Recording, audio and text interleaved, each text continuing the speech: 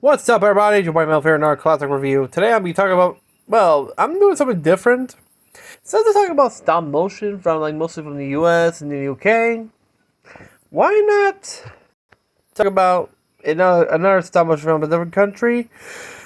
More specifically, a Czechoslovakian film called Krysar, or in our language, The Pied Piper. Released back in 1986, and this was a dark fantasy film directed by Judy Barta, which is based on the story of the fairy tale story of the Pied Piper of Hamelin. And before we begin, did you subscribe? Did you the bell? So, is your town corrupted? Well, you better find a piper, because the only thing they're getting is turning those corrupted into rats. And you know the song from Weird Al Yankovic? Weasel Stomping Day? It's Rat Stomping Day, so crush them corrupted bastards to a pulp.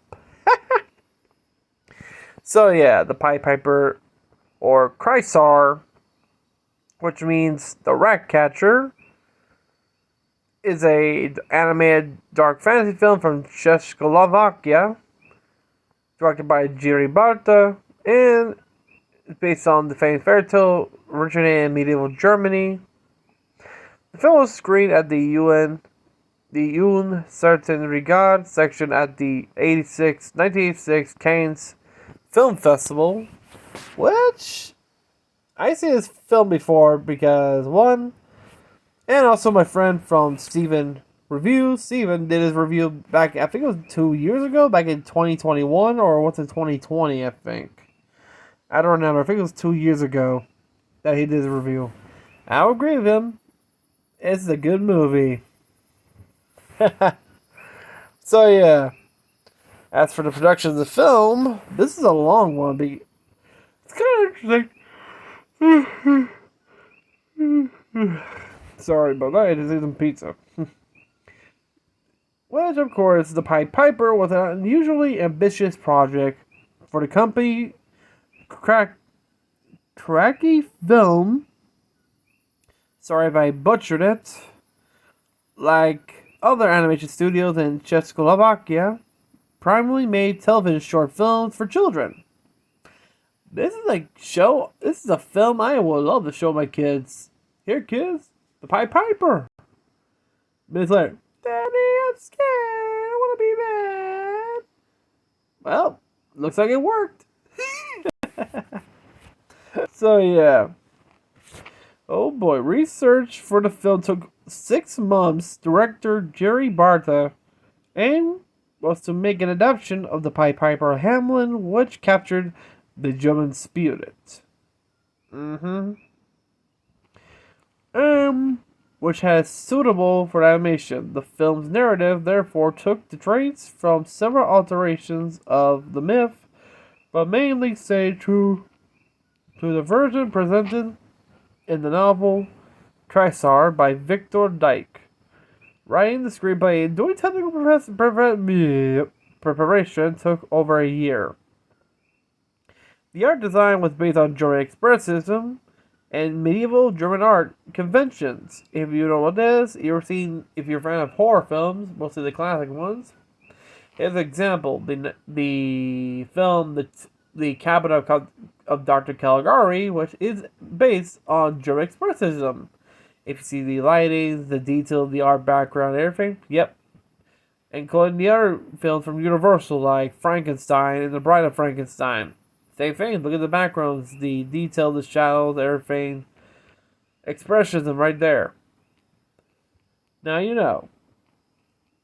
Barta said the element has actually solved a certain spiritual problems in that part of the medieval canon is that the important figures are big and secondary figures are small. So it has solved the whole problem of space and justifies it logically, the lack of logic, about the world of the film. Barta designed the puppets and says himself he started with drawings and then made models to provide 3 dimension. The puppets were initially designed as to appear mechanically which would contrast with the use of live rats to create the impression that the rats were more alive than the humans, because the humans were more like corrupted, too mechanically, The exception were the characters Agnes and the fishermen, who were given a soft design to represent a world of purity. The puppets varied in size between 1 and 60 centimeters. One scene in the film features two-dimensional animation in the style radically different from the rest. This segment was inspired by medieval painting on wood, and particularly the art of Jan van Eyck. The film took 1 year, and after the sound was added in post-production, the language spoken in the film is fictitious and was not supposed to be literally understood by anybody. According to Barta, the language was somewhat based on German, but main emphasis was on the rhyme and the rhythm and the onomatopoeic quality.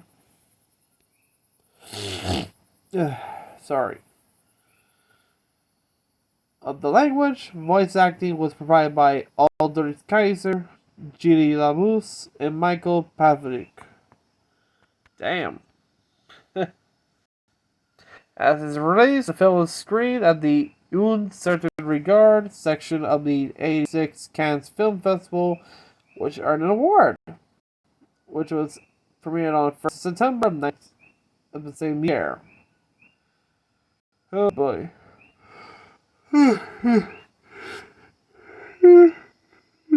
Sorry about that.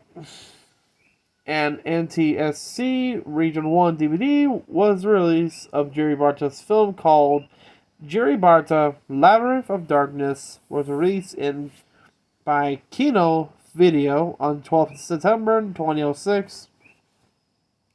The DVD contains most of Barta's filmography. This film, including other films like A Ballad About Greenwood, The Club of the Laid Off, Design and Disc Jockey, The Last Theft, Riddles for a Candy, and The Vanished World of Gloves. The films range from 6 to 24 minutes in length. The DVD featured the original Czech soundtrack with English subtitles. One DVD features the film, including a Japanese version of it.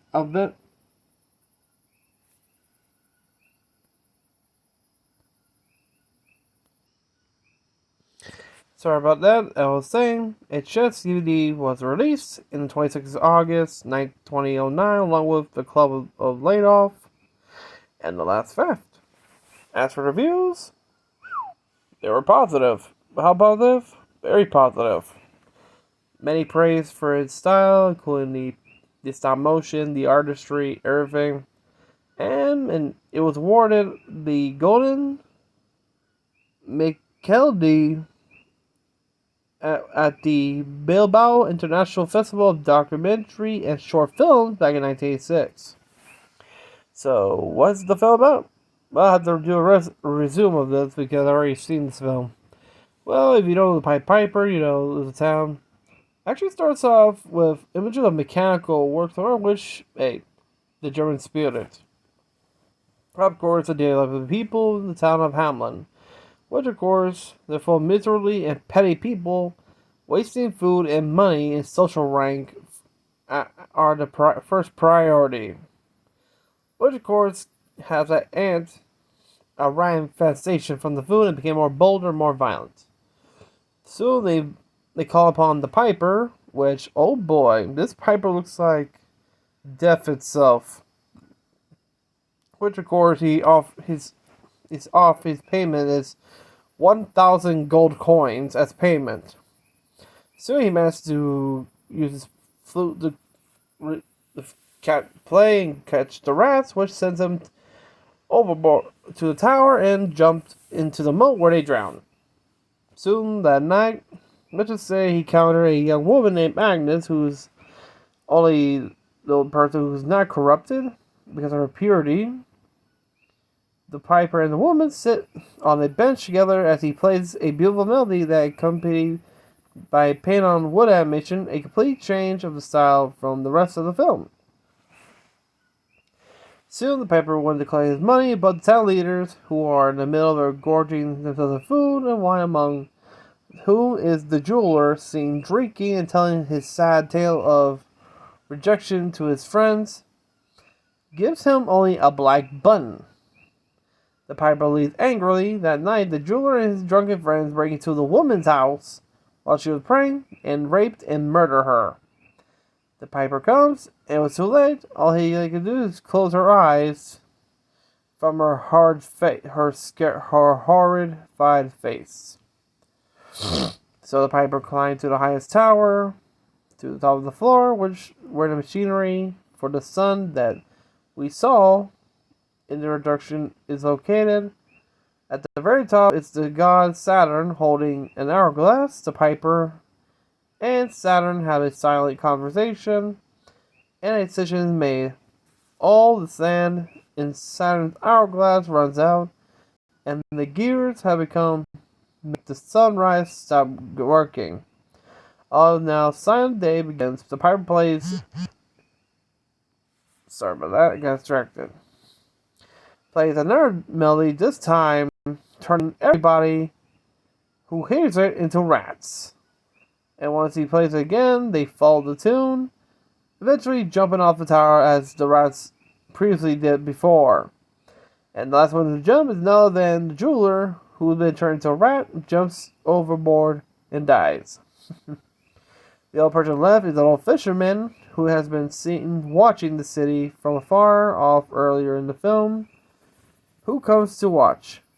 When he gets closer to the piper, however, the piper ceases to exist. His cloak, now empty, physically being inside it, is now blown away from the wind.